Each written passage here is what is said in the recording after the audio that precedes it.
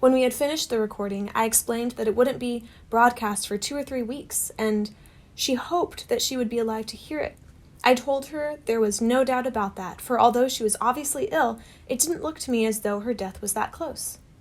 But 10 days ago, she died, and hasn't lived to hear this broadcast. But it is with her agreement and with her husband's permission that we are going to hear now the conversation I had with her 3 weeks ago. If you are thinking of switching off because you don't like to think about death, please don't. I think this lady has things to say that will help you.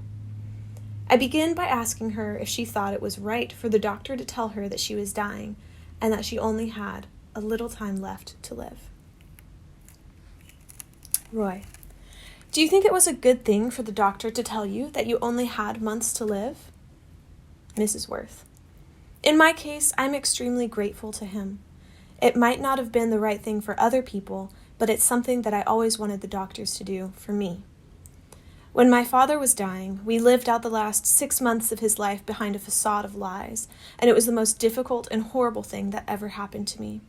I know my father was a great and good man and a splendid Christian, and if the doctor had respected him enough to do for him what he's done for me, we shouldn't have had that terrible 6 months. Roy: now then, here we are, you and I. You know that you are going to die fairly soon, and I know this. Can I first ask you about your feelings about death? When you are on your own thinking about, I'm going to die and fairly soon, what then goes in your mind?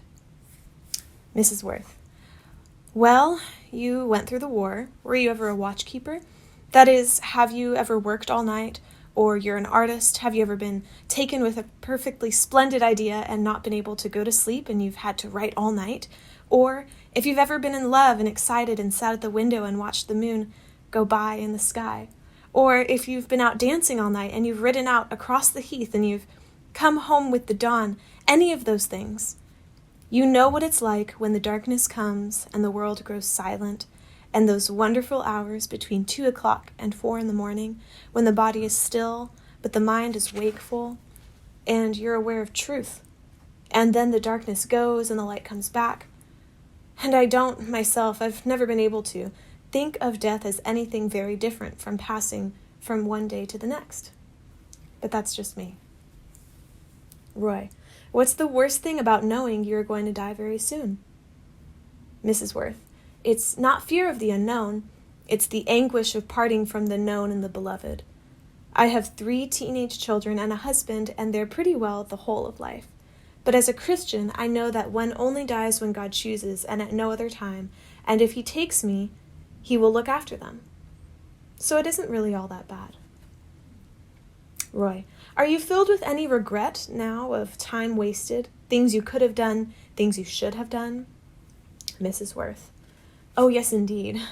But you see, I've always felt that to sit in the sun and give thanks to God for his glory was just about the best thing.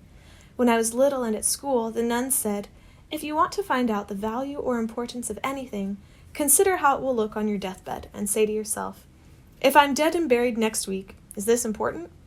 Well, this was a dangerous thing to say to any school child because it gave you a jolly good excuse for not doing your homework.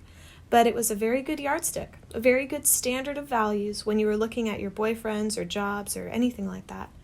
And when I got married and had a family, I had to stop thinking like that because I should just have sat and played with the babies and not peeled the potatoes or done the washing, you see. And now I wish I had played with the babies more and, you see, just left the things. I've only 2 regrets: never having prayed enough, never having loved enough.